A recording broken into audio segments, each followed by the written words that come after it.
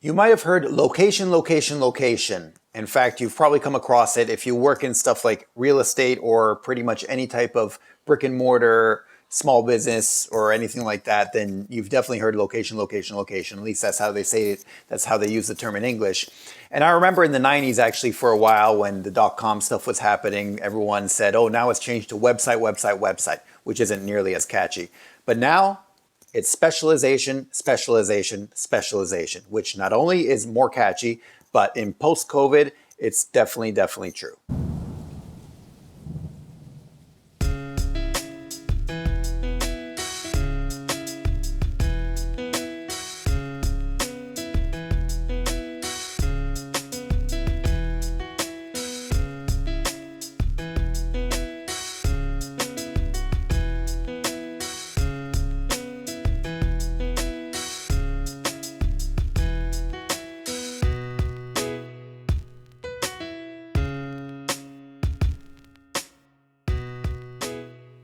So why is this true? Well, a variety of reasons. First of all, we've noticed that in 2020, we've all been working online.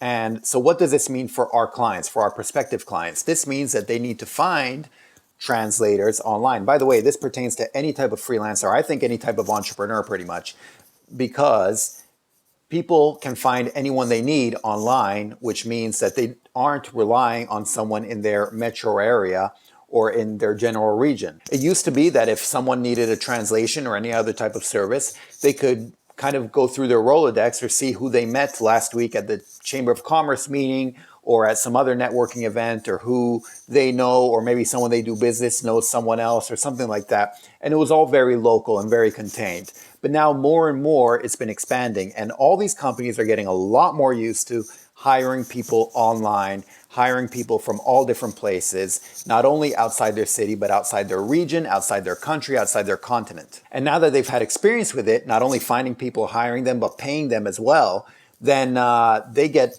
a lot more used to it, and they're probably going to stick with it, even post-COVID. So what does this mean?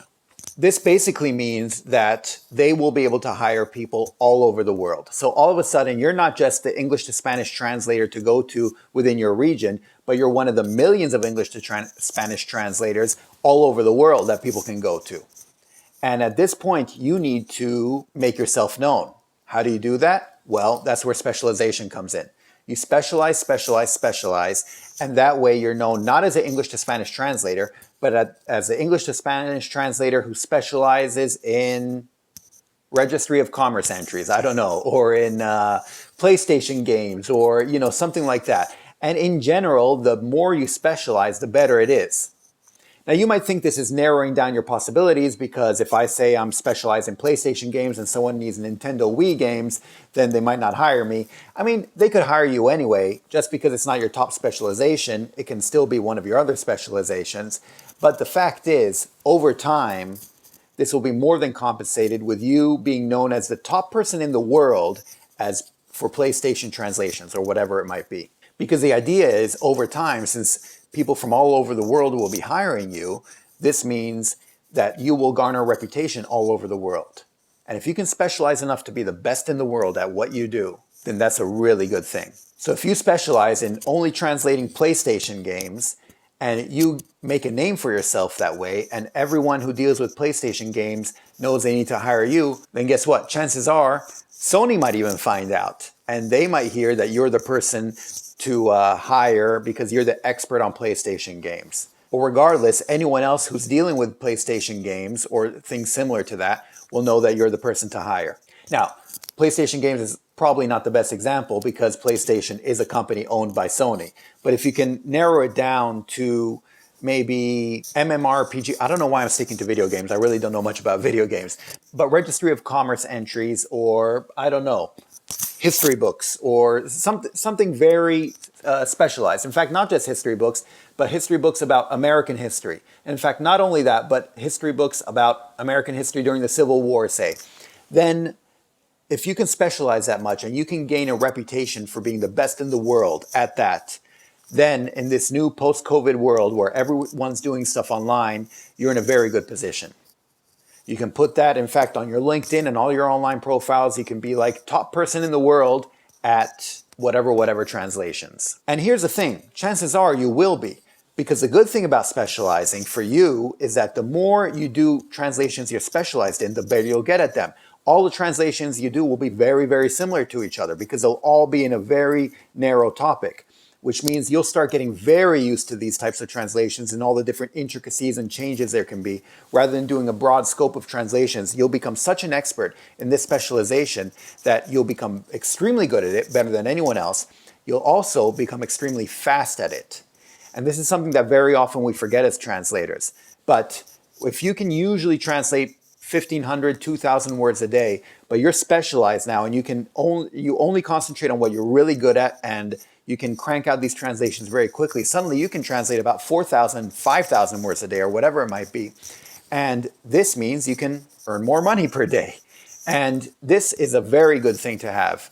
So I think it benefits pretty much everyone involved if you do it correctly. It benefits the people hiring you because now they're hiring all over the world. That's why they're doing it. They realized they could do it after COVID. They had this extra push and now they're hiring all over the world. But it benefits you because you can get clients all over the world and also you'll get hired doing what you're very good at doing and very fast at doing. So you can be in a great situation where you are only working on your main subjects, you're very good at them, and you can crank out more translations than ever before. So that's why in this world, you should concentrate on specializing, or specialization.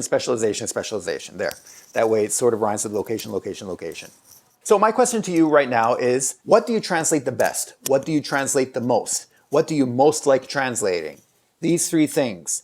What intersection is there between these three things?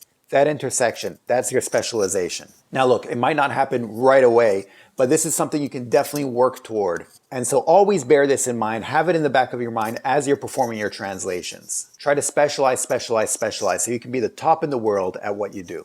So once again, as a thank you for those of you who've been listening to me all the way through, I just want to let you know if you're interested in online courses, if you might want to take online courses, these self-paced online courses that you can find, but you're not sure if you trust them or not, you can get 14 free days, 2 free weeks if you use my Skillshare link here below. It gives you access to all the courses on Skillshare.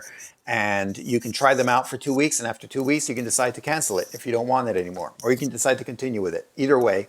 And I've mentioned this before as well. I do get paid, I think, $10 for every person who accesses it. Obviously, if you cancel it, I'm pretty sure I don't get it. I'm not saying that you shouldn't cancel it or should. What I'm saying is this is a great opportunity for you because you get a free trial at it. And so that's why I'm mentioning it to you guys, because you get this free trial. And really, if you don't want to be using it after 2 weeks, absolutely feel free to cancel it. I don't want to put any pressure in that sense. And otherwise, that's pretty much it. And I will talk to you next time. Okay, thanks. Bye. Savedum.